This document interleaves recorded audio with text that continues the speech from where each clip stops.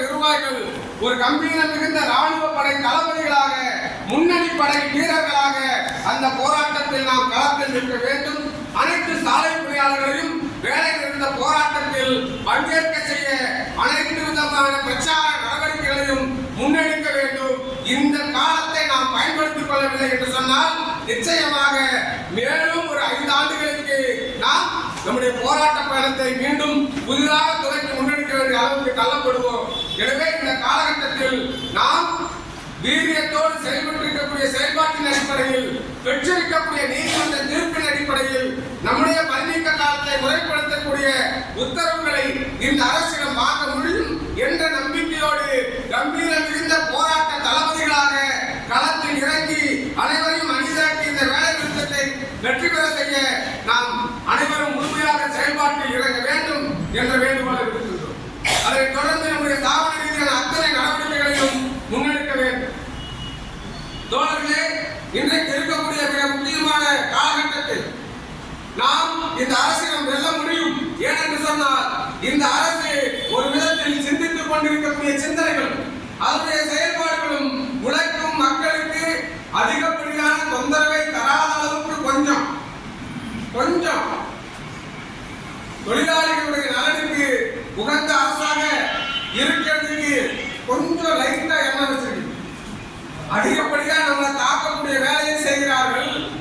அதே நேரத்தில் நாம் நம்முடைய உரிமைக்காக குரல் எழுப்புகிற போராடுகிற நடவடிக்கைகளை முன்னெடுத்துக் கொண்டிருக்கிற அதே நேரத்தில் ஒருவேளை இந்த தன்மையில் நாம் வெறுத்து போய் முற்றிலுமாக இவர்களை நிராகரிக்க வேண்டும் என்ற நிலைப்பாடு எடுத்தோம் என்று சொன்னால் அந்த இடத்தில் வரக்கூடியவர்கள் நாம் பெற்றுக் கொண்டிருக்கிறவற்றையும் அழிக்கக்கூடிய, நம்மை நியாயபாணியாக நிற்க வைக்கக்கூடிய, அன்றாடம் வேலைக்கு சென்று மாத ஊதியத்தை கையில் வாங்கிக் கொண்டு வருகிற பொழுது தட்டி பறிக்கிற ஒரு கூட்டத்தை உருவாக்குவதற்குரிய சூழலை நோக்கிய தவறானவர்கள் எல்லாம் இந்த ஆட்சி அதிகாரத்தை பிடிக்க வேண்டும் என்ற நோக்கோடு செயல்பட்டுக் கொண்டிருக்கிறார்கள்.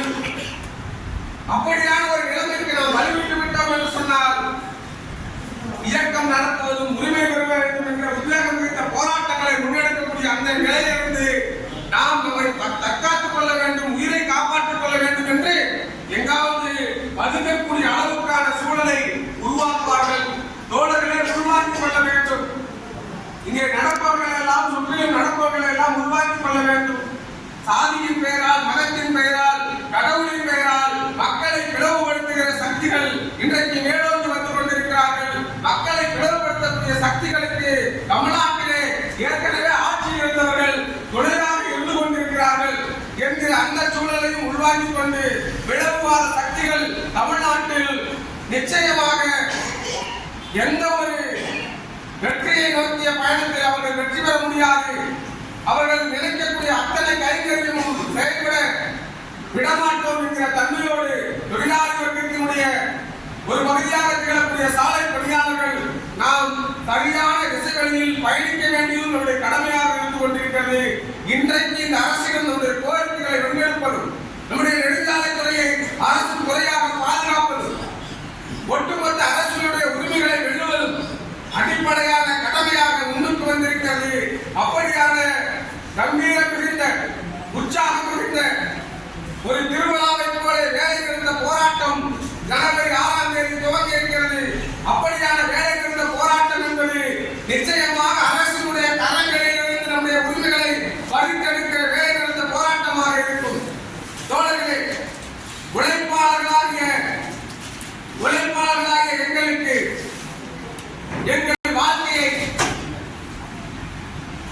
எங்கள் வாழ்க்கையை நிச்சயமாக உயிரை தியாகம் செய்யக்கூட நாங்கள் தயங்குவதில்லை. உழைப்பாளர்களாகிய நாங்கள் வாழ்க்கைக்காக எங்கள் உயிரை தியாகம் செய்வதற்கும் நாங்கள் தயங்குவதில்லை. உழைப்பாளர்களாகிய நாங்கள் வாழ்க்கையை நேசிக்கின்றோம். உழைப்பாளர்களாகிய நாங்கள் வாழ்க்கையை நேசிக்கின்றோம். மகிழ்ச்சியும் நிறைவும் சுதந்திரமும் கொண்டிருக்கக்கூடிய லட்சிய வாழ்க்கையை படைப்பதற்கான பயணத்தில் குறுக்கீடு செய்கிற தடைகளை எல்லாம் உடைத்தெறிவதற்கான அந்த களத்தில் நாங்கள் உழைப்பாளர்களாகிய நாங்கள் எங்கள் உயிரையும் விடுவதற்கு தயங்குவதில்லை என்கிற உன்னதமான ஜூலியஸ் போசிக் அவர்களுடைய அந்த வரிகளுக்கேற்ப நாம் நம்முடைய வாழ்க்கையை மகிழ்ச்சியாகவும் நிறைவாகவும் சுதந்திரமாகவும் படைத்துக் கொள்வதற்கான போராட்டத்தை தான் இன்றைக்கு முன்னெடுத்துக் கொண்டிருக்கிறோம். தோழர்களே, அப்படியான அந்த போராட்ட காலத்தில் உயிரையும் விடுவதற்கு நாங்கள் தயங்குவதில்லை என்கிற அந்த உன்னதமான வரிகளை நெஞ்சில் ஏற்றுங்கள். உயிரையும் விட நாங்கள் தயங்குவதில்லை என்று சொன்னால் இழப்பதற்கு நம் கையில் எதுவும் இல்லை. உத்வேகம் இந்த போராட்டத்தை முன்னெடுக்கிற பொழுது எனக்கு கிடைக்கிறதோ இல்லையோ என்னை கல்வி வரக்கூடிய எதிர்கால சந்ததியருக்கு ஒரு வளமான வாழ்க்கையை வாழ்வதற்குரிய பொன்னிறம் நடப்பதற்கு என்னுடைய உயிரையும் தியாகம் செய்ய நாங்கள் தயங்குவதில்லை என்று உத்வேகம் இந்த போராட்டத்தை தான் ஜனவரி 6ஆம் தேதி ஜக்டோஜியோ பேரமைப்பு முன்னெடுக்கிறது. தமிழ்நாடு அரசு சங்கத்தினுடைய தலைமையினால் ஒத்த கருத்துள்ள அனைத்து அமைப்புகளும் களத்தில் இறங்குகிறது. தோழர்களுக்கு கவனப்படுத்த விரும்புகிறோம். பிரிவினையை ஏற்படுத்திய சக்திகள் எல்லாம் இந்த போராட்ட களத்தில் தனிமைப்படுத்தப்பட்டு விடுவார்கள் என்ற எண்ணத்தை ஜக்டோஜியோவுடைய போராட்ட அறிவிப்பு உருவாக்கியிருக்கிறது. யாரெல்லாம் நான் தனித்து போராடுவேன் என்று சொன்னார்களோ அவர்கள் எல்லாம் இல்லை இல்லை, நானும் ஜனவரி 6ஆம் தேதி முதல் வேலை நிறுத்தத்திற்கு செல்கிறேன் என்று அறிவிப்பை வெளியிட்டிருக்கிறார்கள். தோழர்களுக்கு தெரியும், பிப்ரவரி 10ஆம் தேதி என்று சொன்னவர்கள் ஜனவரி 6ஆம் தேதியே வேலை நிறுத்தத்திற்கு வருகிறேன், நாங்கள் வேலை நிறுத்தத்திற்கு போவேன் என்று தேதி உருப்படாமல் குழம்பிக் கொண்டிருந்தவர்கள் எல்லாம் நானும் செல்வேன், தனித்தனியாக தனி ஆவர்த்தனம் ஓடக்கூடிய பல எண்ணங்களோடு செயல்பட்டிருந்தவர்கள் எல்லாம் ஜக்டோஜியோ பேரமைப்பு முன்னெடுக்கிற போராட்ட ஆடிப்பேரலை எழுந்து வருகிற போராட்ட அலை. இந்த அலையின் முன்பு அனைத்து சக்திகளும் துப்புர தூக்கி எறியப்படுவார்கள் என்கிற உத்வேகம் இந்த போராட்டத்தை அறிவிப்பு செய்த நிலையிலிருந்து அனைவரும் நம்மோடு கடன் கொடுக்கக்கூடிய வகையில் அனைவரும் இந்த போராட்ட களத்திற்கு வருவோம் என்ற அறிவிப்பை வெளியிட்டிருக்கிறார்கள் என்று சொன்னால் நாம் எடுத்த முடிவு, தமிழ்நாடு அரசு சங்கம் எடுத்த முடிவு, ஜக்டோஜியோ எடுத்த முடிவு சரியானது என்பதை நிரூபணப்படுத்தக்கூடிய விஷயமாக அவையெல்லாம் அமைந்திருக்கிறது என்பதை உள்வாங்கிக் கொண்டு ஜனவரி 6ஆம் தேதி யாரும் தனித்து இல்லை. ஜனவரி 6ஆம் தேதி யாரும் எங்கும் தனித்து இருக்க முடியாது.